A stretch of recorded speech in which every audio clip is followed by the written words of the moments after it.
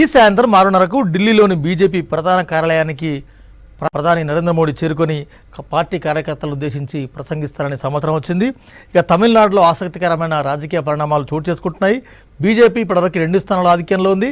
Congress party కూడా 2 స్థానాల్లో ఆధిక్యతగా అక్కడ కనబరుస్తున్నట్టు వార్తలు వస్తున్నాయి. రైట్, ఎమ్మెల్సీ గారు, కేరళ మీరు కూడా వెళ్ళొచ్చినట్టున్నారు. మీ ముఖ్యమంత్రి, మంత్రులు అక్కడ కాలికి బలపం కట్టుకొని ప్రచారం చేస్తున్నారు. రైట్, కేరళలో మీ ఎఫర్ట్ అని వర్కౌట్ అయినట్టేనా? అంటే ఇప్పుడు నేను కూడా కేరళలో ఇడికి డిస్టిక్లో ఉండే, ఇడికి కూడా మొత్తం కూడా లెఫ్ట్ ప్రభావితం, అంటే ఎల్డీఎఫ్కి కంచుకోటలకు ఉన్న డిస్టిక్లో కూడా ఇడికి 5 స్థానాలు ఉంటే 5 స్థానాలు ఇప్పుడు కాంగ్రెస్ పార్టీ యూడిఎఫ్ లీడ్ కనపరుస్తుంది.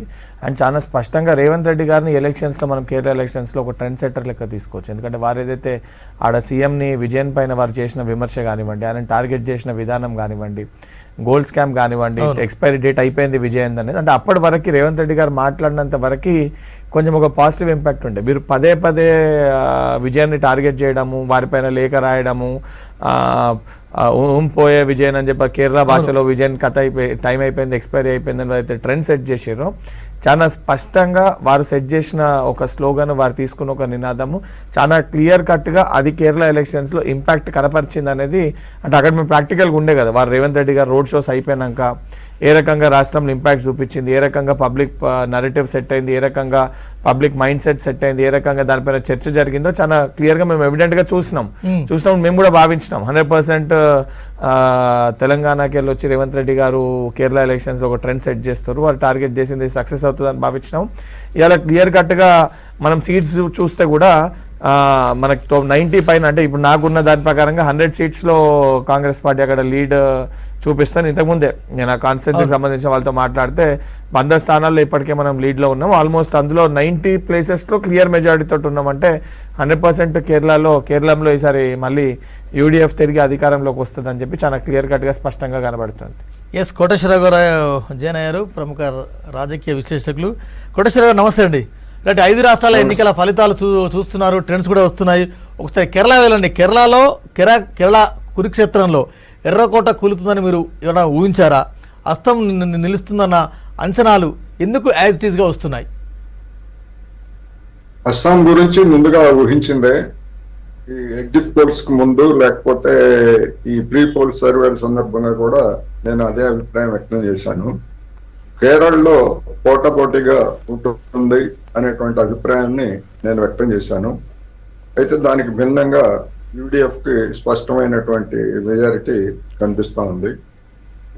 కేరళలో మనం కేరళ హిస్టరీని చూసినప్పుడు ఎల్డిఎఫ్ 5 సంవత్సరాల పాటు, యూడిఎఫ్ 5 సంవత్సరాల పాటు వరుసగా అధికారాన్ని మార్పిడి చేసుకుంటూ రావడం అనేటువంటిది గడిచినటువంటి కొన్ని దశాబ్దాలుగా జరుగుతున్నటువంటి చరిత్ర. అటువంటి చరిత్రని పినరాయి విజయన్ 2021లో దాన్ని మార్చి రెండోసారి వరుసగా అధికారానికి వచ్చారనేటువంటిది కూడా అది ఒక హిస్టరీ. 10 సంవత్సరాల పాటు అధికారంలో ఉన్న తర్వాత కేరళలో ఉన్నటువంటి ఓటర్లలో ఉన్నటువంటి అభిప్రాయాలు కావచ్చు, లేదా ప్రభుత్వం మీద వచ్చినటువంటి వ్యతిరేకత కావచ్చు, వీటన్నింటి ఫలితంగానే ఆ విధంగా వచ్చింది అనేటువంటిది స్పష్టం. అయితే ఎల్డిఎఫ్ నాయకులు చివరి వరకు చెప్పినటువంటి దాని ప్రకారం, లేదా యూడిఎఫ్ నాయకులు అంతర్గతంగా సంభాషణలో చెప్పినటువంటి దాని ప్రకారం కూడా తీవ్రమైనటువంటి పోటాపోటీ ఉంటుందని భావించారు. దానికి భిన్నమైనటువంటి ఫలితాలు ఇప్పుడు వెలువడుతున్నాయనేటువంటిది వాస్తవం. రైట్, లగ్గన్ గారు ఏం చెప్తారు కేరళ మీద? యాక్చువల్గా కేరళ చైతన్యం గల రాష్ట్రం, అక్షరత గల రాష్ట్రం. అయితే absolutely right, what Venkat said is absolutely right. Venkat గారు చెప్పినట్టు అయితే మనకి ఎవ్రీ స్టేట్ హ్యాస్ అంటే డిఫరెంట్ నేచర్ ఉంది మన దగ్గర. ఇప్పుడు మనం సౌత్ ఇండియాలో చూస్తే తెలంగాణ ఒక విధంగా ఉంటుంది, ఆంధ్ర అంటే పొలిటికల్ నేచర్ కానీ, పొలిటికల్ పీపుల్ ఆస్పిరేషన్స్ కానీ, పీపుల్ అంటే డైవర్సిటీ, యూనిటీ ఇన్ డైవర్సిటీ అంటాం కదా. I will tell you one simple, అంటే మీకు ఎనాలిటికల్ పాయింట్ ఆఫ్ వ్యూలో మీకు చెప్తాను. లాస్ట్ ఎలక్షన్లో ఎల్డిఎఫ్కి 50.38% ఓటు వచ్చింది. లాస్ట్ ఎలక్షన్లో ఎల్డిఎఫ్ గెలిచినప్పుడు పినరాయి విజయన్ గారికి. అప్పుడు యూడిఎఫ్ ఓట్ పర్సెంటేజ్ ఎంత అంటే ఓన్లీ 25% ఓటు. అయితే కేరళని మనము ఒక భిన్నమైన రాష్ట్రంగా చూడాలి. ఎందుకంటే కేరళని మనం 2 పార్ట్స్గా విడగొడితే, ఒక పార్ట్లో అంటే కొచ్చి సైడ్ ఉన్నటువంటి సెంట్రల్ కేరళ అయితే ఉందో దాంట్లో చూస్తే అక్కడ క్రిస్టియన్ డామినేటెడ్ ఉంది. ఒక పక్క కింద చూస్తే మైనారిటీస్ అంటే ముస్లిం డామినేటెడ్ ఉంది క్లియర్, అంటే రెండు భాగాలు విడగొడితే. మనం అవునన్నా కాదన్నా Indian elections are getting into a polarised voting model ప్యాటర్న్కి వెళ్తున్నాయి. వెళ్ళట్లేదు అని చెప్తే మాత్రం తప్పు అవుతుంది. ఎందుకంటే డెఫినెట్గా వెళ్తున్నాయి. ఎందుకంటే మీరు చూడండి, మీరు ఎక్కడ తీసుకున్నా కానీ అంటే you take last time west బెంగాల్లో తీసుకున్నా, తర్వాత ఇంకా ఏ రాష్ట్రంలో తీసుకున్నా కానీ especially towards one particular group ఏదైతే ఉందో 35% ఉన్న గ్రూప్ ఒక పర్టికులర్ పార్టీకి ఓన్ చేసుకొని వేస్తున్నారు. దట్స్ అంటే అది మనం తప్పు పట్టలేము, అంటే దట్స్ ప్యాటర్న్ అట్లా జరుగుతుంది. మరి ఇంకొక రాజకీయ పార్టీ ఏం చేస్తుందంటే ఆ రిమైనింగ్ 65%, 70% వాళ్ళు పోలరైజ్ చేద్దామని చూస్తున్నారు. So that's election strategies, election point of వ్యూలో ఇవన్నీ లెక్కలు జరుగుతున్నాయి. మరి కేరళలో జరిగినటువంటి మేజర్ అంటే జరిగినటువంటి చూస్తే కన్నా యాక్చువల్గా అక్కడ ఏం జరుగుతుందంటే విజయన్ గారు ఏజ్డ్ అండి, ఆల్మోస్ట్ 2 times గెలిచారు ఆయన. గెలిచినాక now it's a third time hattrick. ఇంతవరకు కూడా కేరళ హిస్టరీలో ఎప్పుడు అలా జరగలేదు, ఎప్పుడు జరగలేదు. సో ఇటు ఒకవేళ జరిగి ఉంటే అది ఇది రికార్డ్ అయ్యేది. మరి అది జరగనట్టే కనబడుతుంది క్లియర్గా. ఎందుకు కనబడుతుందంటే అక్కడ ఇంకొక ఫ్యాక్టర్ చూడాలి. బీజేపీ అక్కడ స్లోగా పుంజుకుంటుంది ఫ్రమ్ జీరో. అంటే వాళ్ళకి అసలు జీరో ఉండేది, అక్కడ జీరో నుంచి స్లోగా ఇప్పుడు అంటే మన ప్రీపోల్ అనాలిసిస్లో వాళ్ళకి 3 నుంచి 7 వస్తాయని అనుకున్నారు. ఖాతా ఓపెన్ అవుతుంది అనుకున్నాం. 3 నుంచి 7 వస్తాయని అనుకున్నారు. సరే వాట్ ఎవర్ ఆఫ్టర్ మొత్తం రిజల్ట్ వచ్చినాక మనం చేసుకుంటే. అయితే దీంట్లో ఇంకొక అంశం ఏంటంటే ఇప్పుడు ఒకవేళ ఎల్డీఎఫ్ ఓడిపోతే ఇందాక వెంకట్ గారు చెప్పినట్టు రేవంత్ రెడ్డి గారు అక్కడికి వెళ్ళి ఒక స్టేట్మెంట్ చెప్పారు. ఏం చెప్పారంటే మీరు ఎల్డీఎఫ్కి ఓటు వేస్తే అది బీజేపీకి వేసినట్టే అనే ఒక స్టేట్మెంట్ చాలా వైరల్ అయింది, చాలా ఎఫెక్టివ్గా వెళ్ళినట్టు కనపడింది. అంటే ఇప్పుడు మనం ఎలక్షన్ క్యాంపెయిన్లో చేసే నెరేటివ్స్ ఏవైతే ఉన్నాయో ప్రజల్లోకి చాలా బలంగా వెళ్తాయి అవి మనం అనుకుంటాం. కానీ ఎందుకంటే ఓటరు అన్ని కోణాల నుంచి ఆలోచించి ఓటేస్తారు. మనం అంత ఈజీగా ఎవరు వేయట్లేదు ఓటు. ఎందుకంటే ఇప్పుడు ప్రతి ఎలక్షన్ ఇది ఆల్ అబౌట్ సింపుల్, అంటే న్యూట్రల్ ఓటర్స్ని ఎవరైతే ఉన్నారో వాళ్ళు క్యాప్చర్ చేస్తారో పెంచుకుంటారో వాళ్ళే గెలుస్తారు. అంతే కదా, ప్రతి రాజకీయ పార్టీకి ఒక 30-35% ఓటు ఉంటుంది, 25 నుంచి 35% ఓటు ఉంటుంది స్ట్రాంగెస్ట్ పార్టీస్కి. మరి ఇక్కడ డెఫినెట్గా కొంత ఓటు ఎల్డీఎఫ్ ఏదో ఓటు ఉందో దాన్ని ఎన్డీఏ చీల్చుకున్నట్టే కనబడుతుంది చూస్తే. ఎందుకంటే 25% నుంచి సిగ్నిఫికెంట్ అక్కడ గెలవాలంటే మళ్ళీ ఇప్పుడు 40-45% ఓటు రావాలా యూడీఎఫ్కి. అండ్ ఇంకొక మేజర్ అంశాన్ని అందరూ మర్చిపోతున్నారు, అక్కడ కాంగ్రెస్ కంటే కూడా ఐయుఎంఎల్ అని ఒక పార్టీ ఉంది, ఇండియన్ యూనియన్ ముస్లిం లీగ్ అనే పార్టీ ఉంది. అది మామూలుగా టెక్నాలజీలో ఏం చెప్తున్నారంటే కొంతమంది IUML is a rail engine and Congress party is a bogie. So రెండు ఇంపార్టెంటే, రైలు పోవాలంటే రైలు బోగీలు కావాలి, రైలు ఇంజన్ కావాలి. సో అంటే కోఆర్డినేషన్తో మంచిగా వాళ్ళు పనిచేస్తున్నారు. అక్కడ వాళ్ళకి గెలిచేటువంటి అవకాశం ఉందని చాలా ప్రీపేల్ సర్వేస్ కూడా జరిగింది. అంటే క్లిఫ్ హ్యాంగర్ అనుకున్నాం యాక్చువల్గా, అంటే లాస్ట్ మినిట్ దాకా ఎవరు గెలిచినా కానీ కొంత మెజారిటీతోనే గెలుస్తారని చెప్పి అనుకున్నాము. మరి ఇప్పుడు చూస్తే టైట్గానే ఉంది ఇంకా స్టిల్, అంటే ఎవరు గెలిచినా కానీ ఒక 5-10 సీట్లతోనే గెలుస్తారు. అంటే ఇందాక మీరు చెప్పినట్టు ఎన్నికల ముందు ప్రీపోల్ అంటే నరేషన్ బిల్డ్ అనేది చాలా ఇంపార్టెంట్. సరే, కేరళలో ముఖ్యమంత్రి గారు విన్నారు రేవంత్ రెడ్డి, ఈ సీఎం వర్సెస్ ఆ సీఎం, తర్వాత రాజ్యాంగం, రకరకాల అంశాలు అని ఇందాక ఒక వర్డ్ వాడినారు ఎమ్మెల్సీ గారు, trend setter, political trend setter. అది కొంత ప్రభావం చూపింది. తమిళనాడులో మీరు అన్నట్టు డీలిమిటేషన్ ఉమెన్ బిల్ అదొకటి, పశ్చిమ బెంగాల్, అంటే ఏ రాష్ట్రంలో ఏ నరేషన్ బిల్డ్ అయింది మనం అనుకోవచ్చు. కేరళలో ఇంకొక వెరీ ఇంపార్టెంట్ పాయింట్ మనం డిస్కస్ చేయాల్సింది ఏంటంటే ఇప్పుడు మనం దేశం మొత్తం తీసుకుంటే ఈవెన్ నార్త్ ఈస్ట్లో కూడా ఎలక్షన్కి చాలా ఖర్చు అవుతుంది. అంటే వాళ్ళకి ఓన్ బిలీవ్ నార్త్ ఈస్ట్ స్టేట్లో వాళ్ళకి ఆన్ అండ్ యావరేజ్ ఒక 25,000 ఓటర్స్ ఉన్నప్పటికీ కూడా వాళ్ళు లక్షల్లో డబ్బులు ఖర్చు పెట్టాల్సి ఉంటుంది. ఎందుకంటే తక్కువ ఓటర్స్ ఉన్నారు, ఇన్ఫ్లుయెన్స్ చేయాలి. కానీ Kerala is the only state in India money effect ఉండదు. అక్కడ ఉన్నటువంటి నాయకులు ఎవరైతే ఉన్నారో వాళ్ళకి గ్రాస్ రూట్లో ఉన్నటువంటి పీపుల్తో కనెక్షన్ ఉంటుంది డైరెక్ట్గా. వాళ్ళు అక్కడ లోకల్ బాడీ ఎలక్షన్స్లో ఎవరైతే గెలుస్తారో వాళ్ళకే ఎప్పుడు అక్కడ మెజారిటీ ఉంటుంది. మనం చూస్తే లాస్ట్ 3-4 months బ్యాక్ జరిగినటువంటి లోకల్ మున్సిపల్ అంటే బాడీ ఎలక్షన్స్లో అక్కడ కేరళలో సతీశన్ అని చెప్పి వాళ్ళ కాంగ్రెస్ పార్టీ ప్రెసిడెంట్ ఉన్నారు, ఆయన సతీశన్ అని ఉన్నారు. ఆయన ఒక ఛాలెంజ్ చేశారు. ఏంటంటే ఒకవేళ ఈ ఎలక్షన్లో యూడీఎఫ్ గెలవకపోతే నేను రాజకీయ సన్యాసం తీసుకుంటా అన్నాడు. In fact very openly, even national మీడియాలో కూడా ఆయన చెప్పారు. అంటే ఆయనకి ఎంత కాన్ఫిడెన్స్ ఉంటుంది. ఆ లోకల్ బాడీ ఎలక్షన్లో కంప్లీట్ స్వీప్ చేశారు వీళ్ళు. కంప్లీట్ స్వీప్ అంటే యాంటీ ఇన్కంబెన్సీ ఫ్యాక్టర్ అక్కడ పనిచేస్తున్నట్టే కనబడుతుంది. అయితే అక్కడ మల్టిపుల్ ఫ్యాక్టర్స్ అండి. కేరళ ఈజే మీరు అన్నట్టు ఇందాక అంటే లిటరేచర్ వైజ్ చాలా ఎడ్యుకేటెడ్ పీపుల్ ఉంటారు, చాలా కనెక్టివిటీ ఉంటుంది. కానీ వాళ్ళకి అక్కడ ఇంకొక ప్రాబ్లం ఉంది. అక్కడ వాళ్ళకి ఏంటంటే వాళ్ళకి అన్ఎంప్లాయ్మెంట్ ప్రాబ్లం, ఇండస్ట్రియలైజేషన్ జరగట్లేదని ఉంది. మరి ఇప్పుడు ఐయుఎంఎల్ ప్లస్ యూడీఎఫ్ గవర్నమెంట్ వచ్చినాక మరి సెంట్రల్లో మళ్ళీ అగైన్ ఎన్డీఏ ఉంది. మరి వాళ్ళకి సపోర్ట్ చేస్తారా లేదా, ఇవన్నీ మళ్ళీ అగైన్ డైమెన్షన్స్. సో మళ్ళీ అవన్నీ ఉంటాయి. బట్ ఏదేమైనా కూడా ఒక విధంగా విజయన్ గారి టైం అయిపోయినట్టే కనపడింది. ఇంకోటి ఏంటంటే ఈ ఎలక్షన్ ముందు కూడా ఇంకో నెరేటివ్ నడిచింది. ఏంటంటే ఒకవేళ ఈ ఎలక్షన్లో గెలిచినా కానీ విజయన్ గారు సీఎంగా ఉండరు, వేరే ఇంకో లేడీ ఉన్నారు ఎవరు, ఆ లేడీని తీసుకొచ్చి ఆమెని సీఎం చేస్తారనే నెరేటివ్ కూడా నడిచింది. So people wanted change. Change is good. So ఎవరు కూడా రాజకీయాల్లో కూడా ఎట్లా ఉండాలంటే టేకెన్ ఫర్ గ్రాంటెడ్గా ఉండకూడదు. చేంజ్ వస్తేనే మంచిది. ఆ చేంజ్ కూడా మళ్ళీ అగైన్ ప్రోగ్రెసివ్గా డెవలప్మెంట్గా వెళ్తే బాగుంటుంది. ఎమ్మెల్సీ గారు ఇందాక మీరు ఒక వర్డ్ యూజ్ చేస్తారు, అంటే ఈ ఎన్నికల ఫలితాల తర్వాత, ముఖ్యంగా కేరళ ఎన్నికల ఫలితాల తర్వాత రాష్ట్ర ముఖ్యమంత్రి రేవంత్ రెడ్డి ఇమేజ్ పెరుగుతుంది, పొలిటికల్ ట్రెండ్ సెట్ అవుతుంది, ఎట్లా అది? ఒకటి ఎవరన్నా కూడా వెళ్ళి అంత కాన్ఫిడెంట్గా వారు మాట్లాడినప్పుడు, ఇప్పుడు యాజ్ ఎ సీఎం వారు అక్కడ వెళ్ళి రిప్రజెంట్ చేసినప్పుడు, విజయాన్ని విమర్శించినప్పుడు ఇక్కడ అలయన్స్ పార్ట్నర్స్గా ఉన్నారు. లెఫ్ట్ మనకి ఇండియా దాంట్లో కూడా ఇండియా కూటమిలో కూడా అలయన్స్ పార్ట్నర్స్గా ఉన్నారు. దానిపైన రకరకాల విమర్శలు వచ్చినాయి. ఈ రకంగా మాట్లాడతారు. లెఫ్ట్ని గౌరవిస్తాం, లెఫ్ట్ సిద్ధాంతాలు అవన్నింటిని కూడా తప్పనిసరిగా అంతా కూడా గౌరవిస్తాం. కానీ వ్యక్తిగతంగా అక్కడ వారు టార్గెట్ చేసి పర్టికులర్గా విజయన్ పరిపాలించిన విధానం కానివ్వండి, ఆయన చేసిన స్కామ్స్ కానివ్వండి, ఆయన టైం అయిపోయింది, ఆయన ఎక్స్పైరీ డేట్, వారు తీసుకున్న స్లోగన్స్ కానివ్వండి, అది ప్రజల్లోకి చాలా బలంగా వెళ్ళినాయి. అండ్ పర్టికులర్గా మేము అక్కడ ఒక 16 days అక్కడ ఉన్నాం కాబట్టి రేవంత్ రెడ్డి గారు వచ్చిన ప్రతిసారి కూడా వారు మాట్లాడినప్పుడు, మేము అక్కడినప్పుడు మేము కూడా తెలంగాణకి వెళ్ళినప్పుడు ప్రజలు మాతో మాట్లాడిన విధానం చూస్తే చాలా క్లియర్ కట్గా ప్రజలకి చాలా లోతుగా వెళ్ళింది.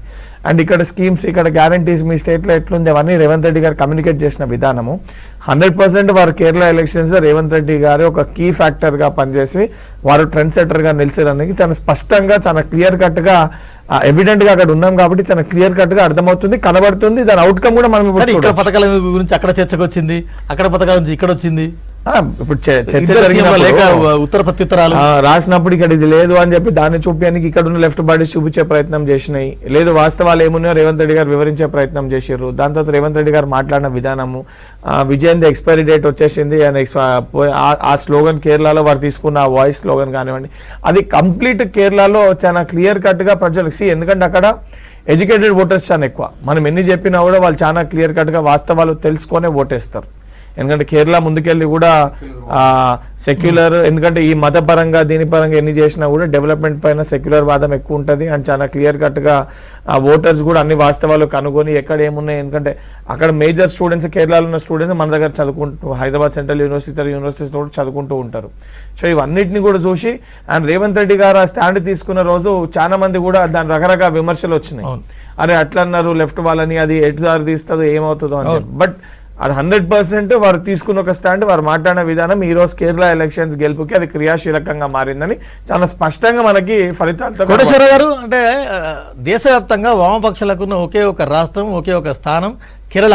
ఆ కేరళ కూడా ఇవాళ లెఫ్ట్ పార్టీస్ లూజ్ చేసుకోవాల్సిన పరిస్థితి ఏంది? వామపక్షాల ఉనికి ఏంటి అంటే ఏం చెప్తారు? ఎట్లా ఉంటుంది? ఇప్పుడు దేశంలో వామపక్షాల ఉనికి అనేటువంటిది కేవలం 3 రాష్ట్రాలకు సంబంధించినటువంటిదే గతంలో. ఇప్పుడు సరే, ఇప్పుడు ఉన్నటువంటి ఒక రాష్ట్రం కూడా పోయింది. వాటేమో కాంగ్రెస్ ఏకఛత్రాధిపత్యంగా దశాబ్దాల తరబడి తిరుగులేని విధంగా వెళ్ళినటువంటి కాంగ్రెస్ కి మరి ఒక దశలో గుర్తింపు పొందినటువంటి ప్రతిపక్ష పార్టీ హోదా కూడా దక్కలేదు కదా. అందుకని రాజకీయాల్లో లేదా దేశంలో వచ్చినటువంటి రాజకీయ మార్పులు కావచ్చు, లేదా పార్టీలు చేసినటువంటి తప్పిదాలు కావచ్చు, కమ్యూనిస్టులు కానీ కాంగ్రెస్ కానీ ఎవరైనా సరే చేసినటువంటి తప్పిదాలు లేకపోతే అటువంటి ఉంటే డెఫినెట్ గా జనం వాటిని జడ్జ్ చేస్తారు.